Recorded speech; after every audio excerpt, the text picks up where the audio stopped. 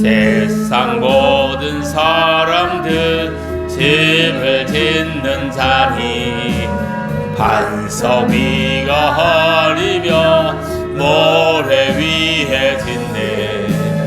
우리 구주 오셔서 지은 상을 줄때 세상 농력 따라서 영영 상벌 지니 잘 짓고 잘 지세 우리 집 잘 지세 만세 반석 위에 넣어 우리 집 잘 지세. 가을입니다. 가을에 좋은 결실, 아름다운 결실들 많이 맺으시고 복된 일이 있게 되기를 주님의 이름으로 축복합니다. 성경에 보면 그런즉 너희가 먹든지 마시든지 무엇을 하든지 다 하나님의 영광을 위해서 하라 이렇게 말했습니다. 가만히 생각해 보면 정말 우리가 하나님의 은혜로 살고 있습니다. 정말 하나님의 은혜 속에서 살고 있는 겁니다. 오늘 우리가 호흡하면 하나님의 은혜입니다. 오늘 우리가 안 죽고 살아있는 것에도 참 하나님의 은혜예요. 대구에 있는 박하천 교수님 한평생을 교직에 계셨죠. 교육학 박사시고 또 노년에는 목사 안수를 받으시고 또 우리 개척교회 할 초기에 와서 많이 도와준 목사님이잖아요. 그 목사님이 저인데 전화 오실 분이 아닌데 전화가 왔어서 잘 계십니까? 살아있습니까? 이랬더니 아유 잘했습니다. 목사님 건강은 좀 어떻습니까? 이랬더니만 잘 있대요. 그래서 어디 지냈냐 이런 분들 그럭저럭 그냥 밥 먹고 삽니다 이랬더니만 요즘 이 시대는 살아있는 것만 해도 하나님께 감사해야 된대. 코로나 시대에 안 죽고 이 불경기 안 죽고 안 넘어지고 살아있음에 하나님께 감사해야 된대. 그분 어른 말로. 그분이 그 교육학 박사시고 교육학 교수를 평생 하신 분이어서 선생님들이 많은 선생님들이 그 사람 제자예요. 우리 집 사람도 그 교수님 제자예요. 그분이 일평생을 살고 이제 노년이 되어서 하는 말이 살아있는 것이 하나님 은혜라고 살아있으면 된다고 이렇게 말씀하십니다. 그 상당히 일리가 있는 것 같아요. 가만히 생각하면 우리가 오늘 호흡하고 있고 오늘 살아있는 거 다 하나님의 은혜 속에서 우리가 살고 있고 하나님의 은혜입니다. 하나님께 감사하면서 살아야 할 줄 믿습니다. 오늘 우리가 헌신해서 복의 문을 열어야 됩니다.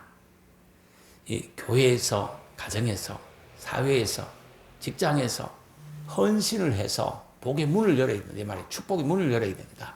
하는 말씀입니다. 제가 그 며칠 전에 어떤 분이 전화가 왔길래 참 살기가 힘들다 이런 말을 하더라고요. 그래서 이 도시 생활은 시골 생활하고 다릅니다. 시골에서는 그냥 세월만 보내고 배째라하고 있으면 먹고 사는 데는 지장이 없습니다. 이 도시 생활은 자신이 노동을 하지 않고 자신이 수고하지 않고 자신이 헌신하지 않으면 굶어 죽습니다. 그게 도시 생활입니다. 이렇게 답을 해줬던 적이 있어요. 진짜 그렇습니다. 시골은 시간만 보내면 됩니다. 모내기 해놓고 시간만 보내면 가을에 그 벼가 익어요. 나무 심어놓고 있잖아요. 과일나무 심어놓고 시간만 보내면 과일의 열매가 엿어요. 이 도시 생활에는 내가 진짜 오늘 헌신하지 않고 오늘 일하지 않고 오늘 수고하지 않고 오늘 땀 흘리지 않으면 내가 손에 거머쥘 것이 없고 내 입에 들어올 것이 없는 겁니다. 조금 있다고 할지만 빠져나가는 거 순식간에 빠져나가요. 이 바닷가에가 모래에 한 점 쥐고 바닷물에 이렇게 손을 집어넣으면 모래가 어디 가본지 없잖아요. 그처럼 우리가 좀 갖고 있다고 할지만은 노력하지 않고 수고하지 않으면 순식간에 다 빠져나가 버리는 거예요. 그게 우리가 가진 것이에요. 그래서 오늘 축복의 문을 열어라. 오늘 헌신해라. 내가 가르쳐 드렸습니다. 자기 중심의 생활에서 하나님 중심의 생활로 변화되는 것이 진정한 헌신입니다. 이 헌신은 하나님께 자신을 바치는 것이에요. 자신의 시간을 바치는 거. 곧 자신의 인생을 바치는 거잖아요. 자신의 힘을 바치는 겁니다. 자신의 각종 다양한 에너지를 하나님께 바치는 겁니다. 우리 힘이 되고 에너지가 되는 거 있잖아요. 그걸 하나님께 바치는 거예요. 우리가 가진 것을 하나님께 드리는 것이 헌신이에요. 이 헌신 생활을 해서 축복의 문을 열라는 거죠. 아니 직장에 가서 헌신할 생각은 아무것도 안 하고 수고는 안 하고 일은 안 하고 빈둥빈둥 눈치만 보면서 무슨 축복의 문이 열리겠어요? 절대 안 열립니다. 직장에 가서 정말 땀 흘려 헌신하시고 교회 와서도 하나님을 위해서 헌신하시고 가정에서도 헌신을 해야 가정이 화목한 거지. 복이 임하는 거지. 교회도 되는 거지. 직장생활도 잘 되는 거지. 왜 헌신 생활을 해야 하는가? 조직신학적으로 생각해 보면 첫째, 예수님께서 죄인된 나를 위해서 오셨고 나를 위해서 대신 죽어주셨기 때문에, 그래서 나를 구원해 주셨기 때문에 내가 예수님을 위해서 헌신하는 겁니다. 나의 영혼을 구원해 주신 분, 나에게 천국을 주신 분이 예수님이기 때문에 예수님을 위해서 우리가 헌신을 하는 것이에요. 디도서에 보면 그가 우리를 대신하여 자신을 주심은 모든 불법에서 우리를 구속하시고 우리를 깨끗하게 하사 선한 일에 열심하는 친백성이 되게 하려 하심이라. 이런 말씀이 있어요. 멸망받아 지옥 갈 수밖에 없는 영혼을 구원해 주셨으니 그 은혜에 보답하고자 고마워서 헌신하는 겁니다. 교회 와서 왜 봉사하고 헌신합니까? 충성합니까? 예수님이 지옥 갈 나를 구원해 주셔서 나는 천국 갈 백성을 만들어 주신 거예요. 나를 천국 갈 백성이 되게 해 주신 거예요. 그 은혜가 너무너무 감사해서 우리가 충성하고 헌신하고 봉사하는 거예요. 날 구해주신 하나님의 은혜에 감사해서 헌신하면서 살아 복의 문을 열 수 있게 되기를 바랍니다. 더 이상 진노의 자식이나 마귀의 자식이나 죄의 종으로 살지 않게 해주신 것에 대해서 감사해서 또 헌신하는 거죠. 변화받고 복된 삶을 살고 싶어서 헌신하는 겁니다. 내 삶이 정말 행복한 삶으로 변화받고 싶어서 내가 오늘 교회 와서 충성하고 교회 와서 헌신 생활을 하는 겁니다. 성경에 보면 또한 너희 지체를 불의의 병기로 죄에게 드리지 말고 오직 너희 자신을 죽은 자 가운데서 다시 산 자같이 하나님께 드리며 너희 지체를 의의 병기로 하나님께 드리라. 이런 말씀했습니다. 우리의 지체, 우리의 모든 것을 죄에게 드리지 말고 하나님께 드려라. 의의 하나님께 드리라는 거지. 의의 병기로 하나님께 드리라는 거지. 시편에 보면 하나님의 은혜를 깨달아라. 여호와께서 내게 주신 은혜를 무엇으로 보답할꼬? 이런 마음을 우리가 가져야 돼. 내가 어떤 헌신을 할 때 하나님께서 내게 주신 은혜를 무엇으로 보답할꼬? 이런 심정을 가지고 해야 된다 하는 말씀이에요. 이 하나님의 은혜를 깨닫고 자기 중심에서 나 중심으로 살지 말고 하나님 중심으로 하나님 영광을 위해서 살아야 됩니다. 하늘에 복의 문이 열리는 거예요. 그러면 헌신으로 하늘에 복의 문을 열어야 되는 겁니다. 부흥의 문을 열어야 됩니다. 흥함의 문을 열어야 되는 거예요. 헌신의 방법은 다양한 겁니다. 할 수 있는 만큼만 하시면 되는 것이고 너무 이렇게 또 힘에 버겁도록 할 필요는 없습니다. 내가 할 수 있는 만큼 최선을 다해서 마음 다해서 하시면 되는 것입니다. 로마서 12장 1절을 보니까 그러므로 형제들아 내가 하나님의 모든 자비하심으로 너희를 구원하노니 너희 몸을 하나님이 기뻐하시는 거룩한 산 제사로 드리라. 이는 너희의 드릴 영적 예배니라. 이렇게 말씀하셨습니다. 헌신은 자신을 하나님께 바치는 거예요. 나를 하나님께 바치는 거예요. 하나님의 영광을 위해서 자신의 모든 것을, 자신의 몸을, 자신의 지체를 하나님께 드리는 거예요. 헌신의 방법은 다양한 겁니다. 첫째, 몸을 들여서 하나님께 헌신하는 겁니다. 몸을 드리며 헌신하는 거예요. 너희 몸을 하나님이 기뻐하시는 거룩한 산제사로 드리라. 이는 너희의 드릴 영적 예배니라 그랬어요. 이 몸을 가지고 하나님께 충성해야 된다. 헌신해야 된다. 이 건강이 있을 때 참 헌신도 해야 되는 거죠. 이 건강이 없으면 헌신하고 싶어도 못 하잖아요.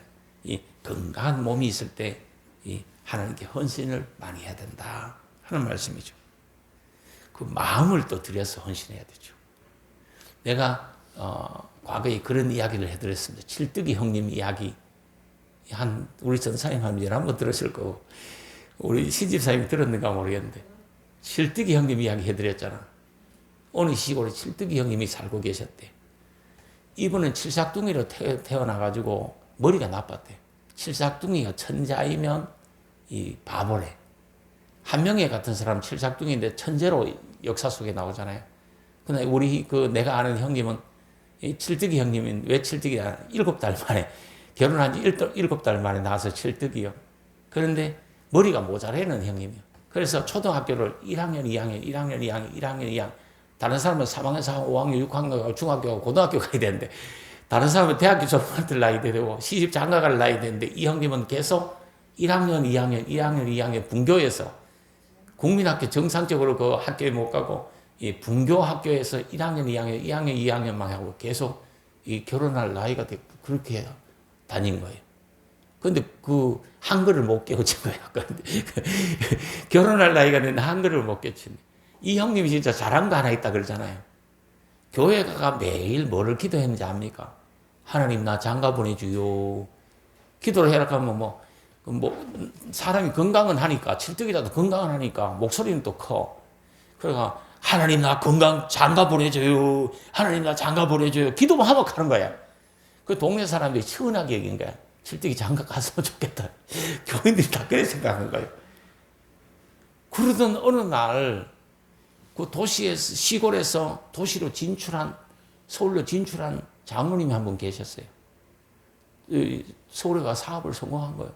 이 장로님이 외동딸을 하나 있었는데 외동딸이 불치병에 죽을 병에 걸려버린 거예요. 의사가 판결을 6개월 이상 못 산다 해본 거예요. 그러니까 도시에 놔두니까 뭐 하니까 시골에 공기 좋으니까 요양을 보낸 거예요. 고향에 요양을 보냈는데 고향 집이 없어져가지고 고향 교회에다가 보낸 거예요. 고향 교회에서 그 요양을 하고 있는 거예요. 그래서 이제 한 2주쯤 지나고 한 달이 다 돼갈 무렵에 3주쯤 됐을 무렵에 서울에서 전화해가 물어본 거예요. 그 전도사님, 우리 딸 잘했어요. 교회 전화를 해본 거예요. 그 전도사님 뭐라고 했나?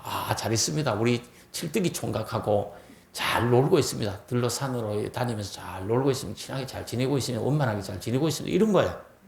그 장로님 문득 팍 생각이 난 거야. 내 딸이 6개월밖에 못 사는데 그것도 앞으로 5개월 있으면 죽는데 시골 총각이면 어떠나? 칠뜨기면 어떠냐? 그냥 결혼시키면 좋겠다. 그럼 바로 차를 타고 내려온 거예요. 그날 밤에 너는 서마지를 사줄 테니 우리 아들하고 결혼시키라고 그 집 엄마인데 이야기해요. 칠뜨기 엄마 소원이 자기 죽기 전에 아들 장가만 보내고 죽었으면 좋겠다는 거예요. 칠뜨기가 매일 기도한 게 하나님 나 장가 보내줘. 하나님 나 장가 보내줘. 그 딸이 이화여대 3학년이었대요. 그것도 이게 뭐 영문학과인가 뭐 그랬대. 아니 그러니까 이게 칠뜨기 총각은 초등학교 1학년, 2학년 말이고 이 딸은 영문학과 3학년이 얼마나 똑똑하겠어요. 이뻤겠어요. 그러니까 시골에서는 천사가 내려온 거지.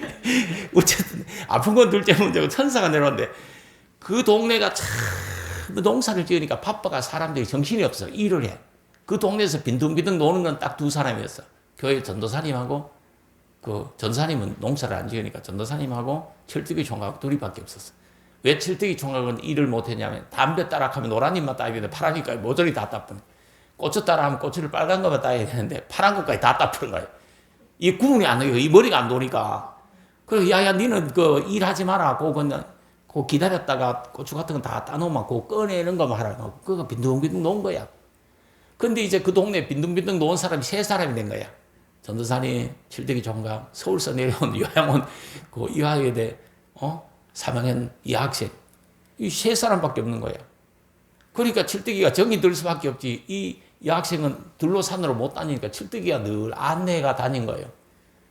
혹시 뱀 있을까봐 또랑 같은 데 쳐주고. 칠뜨기는 천사가 내려온 거야. 하늘에 천사가 내려온 거니까. 그 서울에서 천사가 내려온 거니까. 그 전혀 이렇게 안내하고 가이드하고 세참 얻어먹으러 다니고 같이 일하는 데 가보기도 하고 들로 산으로 늘 다닌 거예요. 그리고 어쨌든 결혼을 시켰어요. 결혼을 시키고 나니까 칠뜨기 총각을 깨달은 거야. 이 자기 부인이 왜 자기하고 결혼을 했는지 깨달은 거야. 뭐 깨달았냐면 몇 달 못 산다는 거 아는 거예요. 몇 달 못 살 죽나. 그러니까 이 칠뜨기 총각이 교회 와서 기도 제목이 바뀌어졌대요. 뭐라고 바뀌었는지 압니까? 전에는 기도 제목이 하나님 나 장가 보내줘요. 하나님 나 장가 보내줘요. 이거밖에 못했는데 이번엔 기도 제목이 아주 풍성해졌어요. 뭐라고 하면 하나님 줬다가 왜 뺏어가요? 고쳐놔요. 하나님 줬다가 왜 뺏어가요? 고쳐놔요. 이 말을 한 거야. 계속 그 기도만 한 거야. 그래서 사람들이 다 불쌍히 여기가 진짜 고침 받았으면 좋겠다 이렇게 생각한 거야. 근데 문제는 이게 한 달이 가고 두 달이 가고 세 달이 가고 안 죽어버린 거야, 이 딸이. 6개월밖에 못 산다고 했는데 1년이 지나도 안 죽어버린 거야, 이 딸이. 그걸 건강해져 회복해버린 거예요. 그러니까 이게 더 과간이 된 거야. 이게 짝이 너무 안 맞는 거라 이제. 그때 생각이 난 거야. 장로님도 그때 정신이 번쩍 든 거예요. 아, 뛰놀라니까 동네 사람들이 손가락질 할 것 같고 자기 양심이 가책 있고 같이 살게 하자니까 딸내미하고 이 칠대기 총각하고 너무 레벨이 안 맞는 거야 이게. 그런데도 이 장로님 믿음이 있어가지고 이 칠대기 총각을 이 고급 승용차에 태워가지고 서울 가가지고 이 자기 사업을 가르치고 자기 사업 심부름을 시킨 거죠. 사업 경영은 못하니까 머리가 나빠서. 그러니까 이 딸내미가 다 사업하면서 아직까지도 이 신랑이라고 승용차 옆자리에 더 태워가지고 다니고 칠대기 총각을 아무것도 모르고 그냥 하고 그냥 다닌다니까. 잘못 사셨다는 거야. 그래서 이 칠대기 총각이 있잖아요. 대학교도 안 나와도 대학원을 안 나와도 하는 은혜들 축복을 평생 먹고 살 것을 복으로 받은 거지. 실질적으로 이게 있잖아요. 진짜 있잖아요. 하나님이 정말 칠대기 총각이 잘한 거는 딱 하나님 나 장가 보내줘요 기도했다가 기도 제목 바뀌어가지고 하나님 나 고쳐줘요.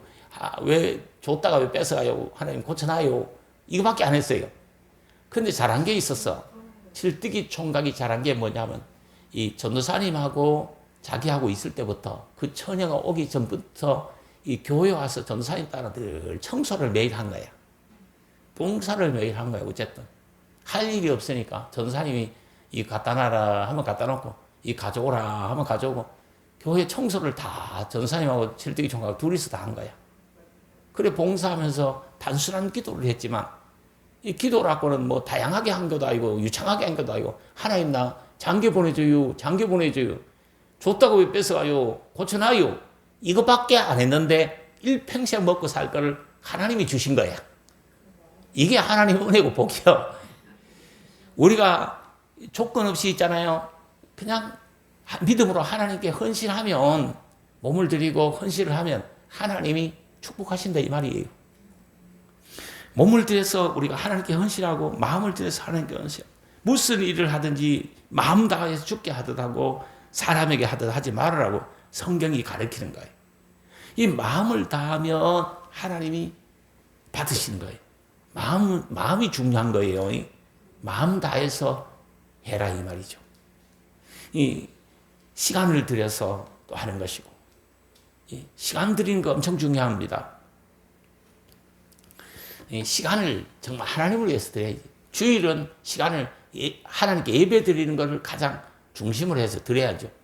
오늘도 우리 성도님들이 뭐 교회 모임 갔다, 동창회 모임 갔다, 뭐 술 친구 따라갔다, 등산 모임 갔다, 단풍놀이 갔다, 다단계 갔다, 다 가버리잖아. 세상을 위해서 시간을 보내는 거잖아요. 그래서 우리는 주일에는 하나님이 기뻐하실 예배를 드리면서 시간을 하나님께 드리는 거예요. 하나님께 시간을 들여서 복을 받아라 이 말이에요. 성경은 세월을 아껴라, 시간을 아껴라, 인생을 아껴라고 말합니다. 그 말은 하나님을 위해서 사용할 줄 알아라 이 말이죠. 또 우리의 소유를 드리는 것도 헌신이고 재능을 드리는 것도 헌신입니다. 헌신하면 하나님이 축복하십니다. 하나님이 복을 내려 주시는 겁니다. 왜? 만복의 근원은 하나님이시기 때문에 하나님이 복을 내려 주셔야 복을 받는 겁니다. 제가 어제도 누구하고 차탕하면서 그런 말을 했어요. 아니 어렵고 힘든데 하나님 은혜와 복을 받아야 되는데 하나님을 의지하지 않는다. 하나님을 찾지 않는다. 믿음이 없어서 이게 문제다.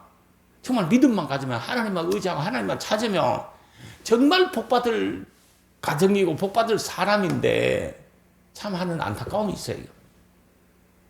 아니 하나님을 의지하지 않고 하나님을 찾지 않고 믿음이 없는데 어떻게 하나님 복을 주겠냐. 나의 하나님이 그리스도 예수 안에서 영광 가운데 그 풍성한 대로 너희 모든 쓸 것을 채워주시리라. 성경은 이렇게 말해주세요. 하나님께 헌신하는 자에게 너희 모든 쓸 것을 채워주시리라 이렇게 말씀하신 거예요. 하나님께 헌신하는 사람에게 하나님이 약속하신 무한한 복이 성경 안에 들어있습니다. 성경에 보시면 거룩의 복을 주신다. 연합의 복을 주신다. 필요한 것을 채워주시는 복을 주신다. 평안을 주신다. 기쁨을 주신다. 성경의 잠언 22장 4절 잘 알던 겸손과 여호와 경외함의 보응은 재물과 영광과 생명이라 이렇게 했습니다. 정말 우리가 겸손하게 살고 여호와 하나님을 경외하고 살아서 재물의 복을 받을 수 있게 되길 바랍니다. 재물의 복이 임하게 되길 바랍니다. 이 재물의 복은 하나님이 열어주셔야 돼. 부어주셔야 돼. 하나님을 의지하는 자, 하나님을 사랑하는 자, 하나님을 믿는 자에게 하나님이 부어주셔야 되는 거예요. 하나님이 열어주셔야 받을 수 있는 것이에요. 이 복을 꼭 받으시게 되기를 바랍니다. 아멘. 하나님 재물의 복을 주세요. 우리 성도님들 받기를 바랍니다. 이 영광의 복을 받아야 됩니다. 그리고 건강하게 장수하는 복을 받아야 됩니다. 더 아프지 말아요. 정말 아프지 말아요. 더는 아프지 말아요. 좀 이렇게 건강하게 살았으면 꼭 좋겠습니다. 이 성경을 신령한 은혜로 채워주신다. 건강도 주신다. 하늘의 영원한 상급으로 보상하여 주신다고 성경은 말하고 있습니다. 이 마태복음 19장에 보면 베드로가 오늘 예수님하고 대화한 것이 있습니다. 예수님, 우리가 모든 것을 버리고 주를 따랐지 않습니까? 그런데 우리가 뭘 얻겠습니까? 무엇을 얻으리까? 이런 것이요. 그때 예수님이 대답하시기를 12 보좌에 앉으리라 이렇게 말하셨어요. 예수님을 위하여 집이나 형제나 자매나 부모나 자식이나 전토를 벌인 자마다 여러 배를 받고 또 영생을 상속하리라 이렇게 말씀해 주셨어요. 헌신하면 금생과 내세에 복을 받는다는 거죠. 여러 배를 받으리라 이렇게 말씀하셨어요. 정말 우리가 여러 배로 받는 그런 성도님들, 그런 남은 생애가 되기를 주님의 이름으로 축복합니다. 현재 힘겨운 모든 것들이 변해서 복이 되기를 바랍니다. 부족한 부분이 하나님의 은혜로 채워지기를 주님의 이름으로 축복합니다. 이 갈급한 목마른 필요한 부분, 이걸 하나님이 은혜로 채워주셔야 됩니다. 하나님 은혜를 내려주시고 하나님 은혜를 채워주시기를 주님의 이름으로 축복합니다.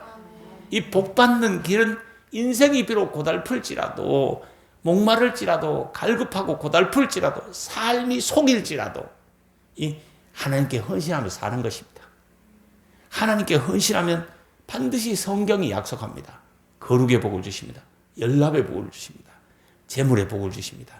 평안의 복을 주시고 기쁨의 복을 주시고 건강을 복을 주시고 하늘의 신령한 상급과 복을 내려 주십니다. 하나님이 주실 거예요. 그러므로 우리는 인내하면서 묵묵히 헌신하는 삶을 살아야 됩니다.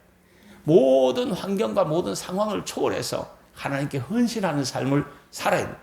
그래서 하나님께 복을 받을 수 있게 되기를 주님의 이름으로 축복합니다.